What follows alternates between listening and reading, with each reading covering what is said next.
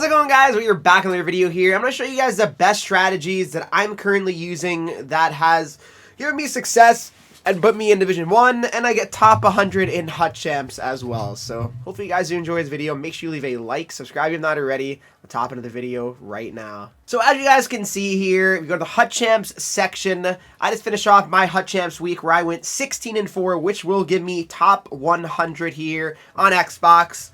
And yeah, I mean, it's definitely another good week here, and these are the strategies that have been working for me as well. If you go to Rivals as well, I am currently in Division 1 here, as you can see with the multiplier and all that.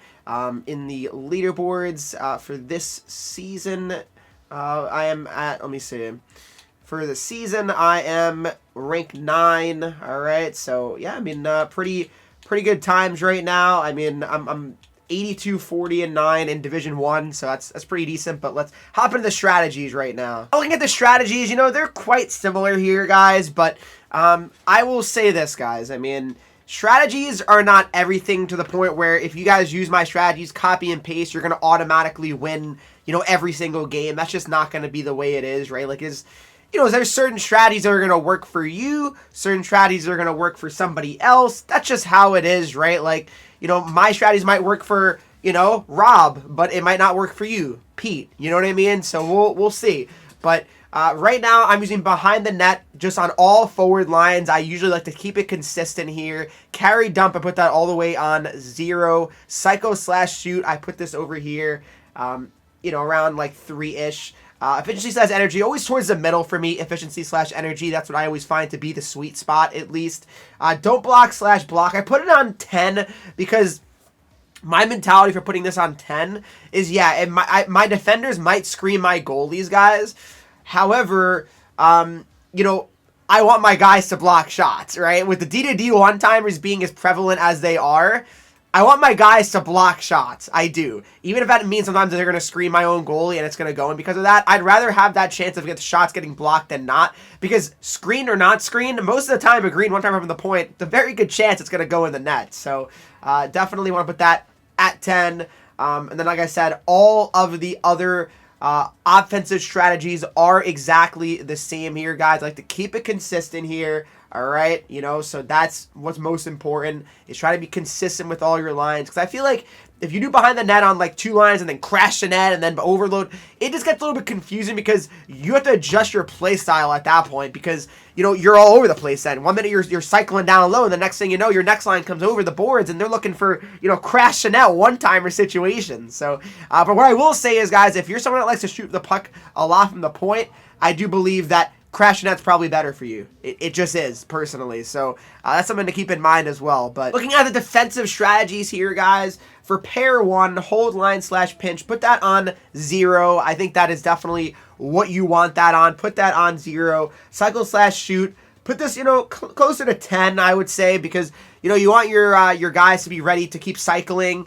You also want them to be ready to kind of shoot as well. Have that prime shooting, like, I guess, like, positioning, right, is quite important in that aspect. So, yeah, I mean, I would say that's, again, this is not that important, these strategies, in my opinion, at least.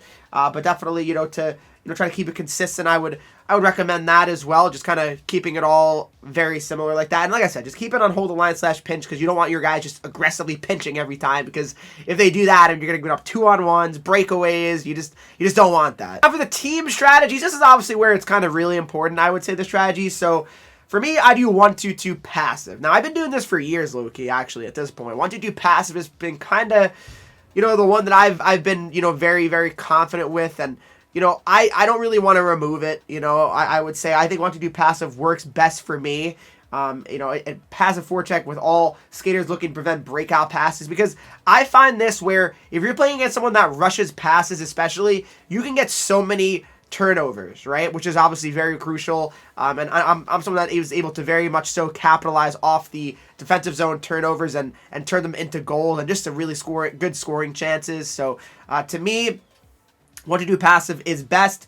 Neutral zone, I do 1-2-2 blue here. Defenders will hold the neutral zone and apply pressure to the breakout at the opposing blue line here. So for me, that is what works. I definitely really you know, what I mean? You can obviously adjust that as well, but 122 blue works the most for me. Trav slash forecheck, I put this in the middle around 3. But as I've said in a lot of strategy videos as well, guys, is I do adjust accordingly. You know, say I'm losing in a game, like say it's like 2-0, 3-0 or something like that.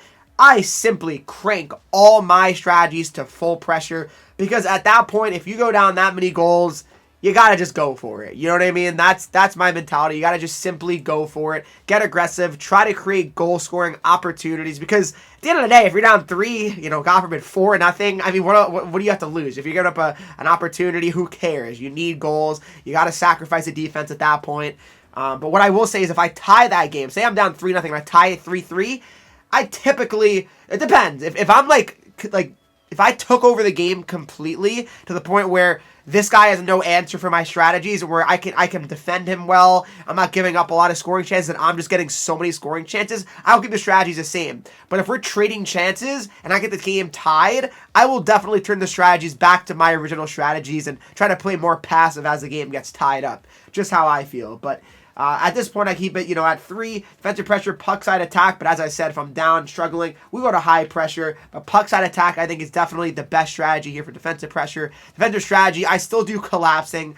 I definitely see the argument for tight point because of how, you know, common DDD one-timers are. I tried tight point for a while, but I do believe that collapsing is still the best strategy here to use. So definitely stick with collapsing still. And then we got offensive pressure at standard here. As I've said, you know, this is going to be adjusted accordingly here. This can go to full attack if I'm struggling to score goals. But as I said, keep it on standard to start at least. And then the control breakout, put that on strong side slant here.